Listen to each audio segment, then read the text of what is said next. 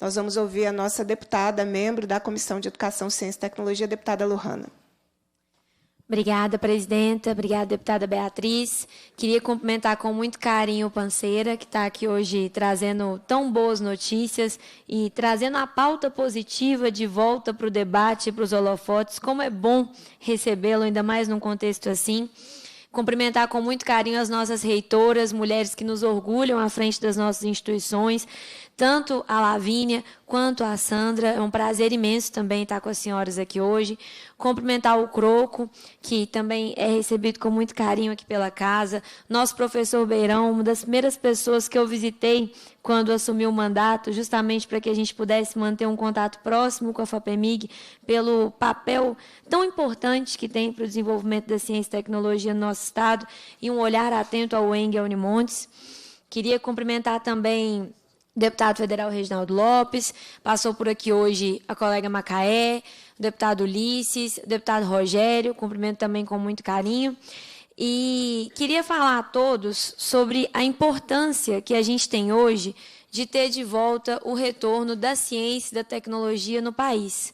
Fiz um tweet agora, Beatriz, e fui buscar uma foto do Lula com atrás aquele escrito do Brasil voltou e a ciência voltou, e é uma foto muito linda, porque você vê que a plateia está cheia de gente que é cientista, que é acadêmico, que está envolvido com a pauta, e está todo mundo muito, muito, muito feliz. A foto, como a Beatriz falou, dá para pegar a felicidade no ar da foto e a perspectiva de que a gente voltou a reconstruir o investimento em ciência e tecnologia no país e voltamos a reconstruir o investimento em ciência e tecnologia com uma forma atenta para que a gente tenha, de fato, uma perspectiva de investir nos pontos certos, uma perspectiva de investir onde a gente realmente precisa.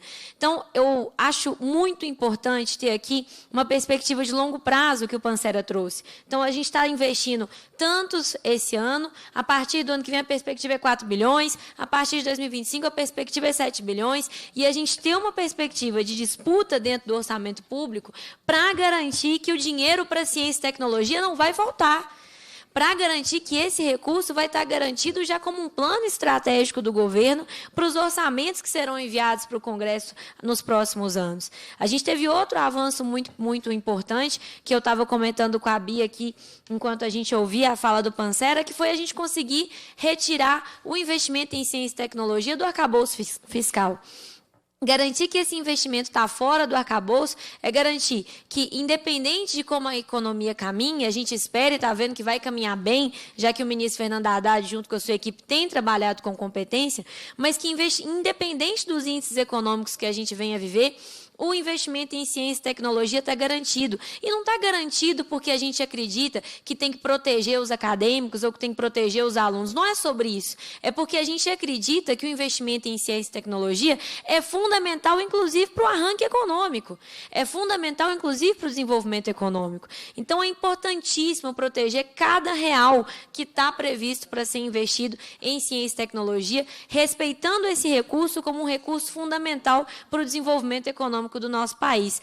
E foi exatamente nesse sentido que o presidente Lula e o vice-presidente Geraldo Alckmin falaram no artigo em maio que eles fizeram para o Estadão. O artigo em maio deles foi um artigo fundamental, comparando, inclusive, índices que tanto a nossa reitora Sandra quanto o Panceira trouxeram dos investimentos em ciência e tecnologia dos países que têm economias mais amplas, diversas e complexas versus o Brasil. O nosso avançar dos últimos anos, o nosso retrocesso a partir de 2015 e como a gente caiu no ranking das economias mundiais graças a esse retrocesso. A gente chegou à 25ª economia mais complexa e diversificada do mundo, graças ao investimento em ciência e tecnologia, e hoje a gente está na 50ª posição.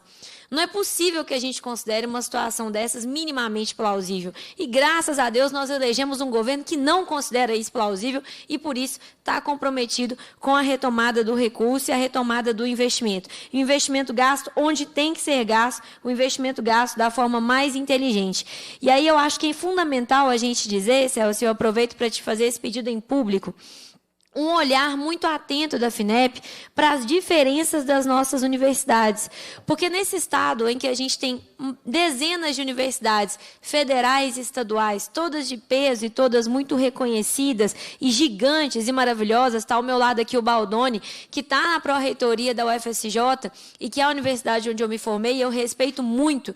A gente tem universidades como a UFSJ, com pouco mais de 30 anos, e universidades seculares como a UFMG, com 100 anos batendo à porta. Então, a gente precisa apoiar e cuidar desses dois perfis diferentes, atentos às diferenças entre esses perfis. Então, da mesma forma que a gente pede que a nossa reitora Lavínia tenha um cuidado especial com os campos mais novos da UENG, a gente sabe que ela tem esse cuidado, a gente precisa pedir também que o Beirão tenha esse olhar do ponto de vista do financiamento e que a FINEP tenha esse olhar do ponto de vista do financiamento. Já que, com certeza, universidades mais antigas enfrentam desafios diferentes dos desafios enfrentados pelas universidades mais novas.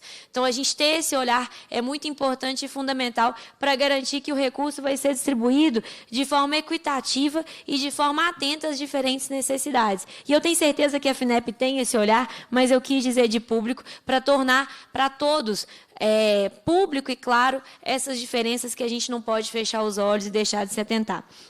Também dizer que eu fico muito feliz com a questão do Proinfra e com a perspectiva dos investimentos na nossa rede laboratorial, Pancera. Porque a gente tem universidades que fizeram grandes compras de equipamentos e essas compras de equipamentos praticamente paralisaram nos últimos 6 anos. Então, a gente tem equipamentos como, por exemplo, um citrômetro de fluxo, que ao longo dos anos perdem e perdem mesmo a sua capacidade.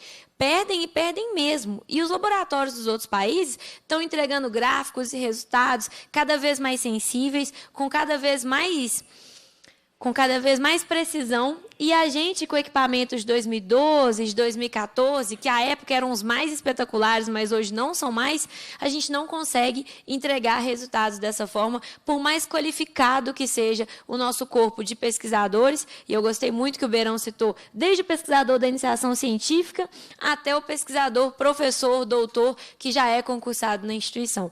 Então, a gente garantir esse cuidado à nossa rede de laboratórios e aos equipamentos, com um olhar específico para as universidades menores e mais jovens, vai ser muito importante para que a gente consiga entregar a ciência de ponta e contribuir como as universidades querem e podem para o desenvolvimento econômico e científico do nosso país e do nosso estado.